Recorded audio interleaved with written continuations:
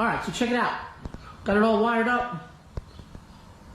I plugged it into one of these little adapter deals for the light socket for now, because I want to be able to use the switch that's over there on the wall. And I got it all into the ceiling with some hooks.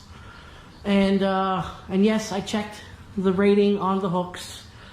They are double the amount of weight capacity for this light. But man, let me show you the difference now.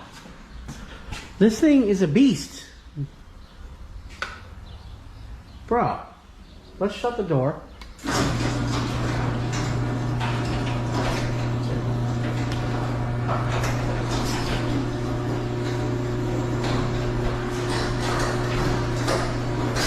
That is a huge difference.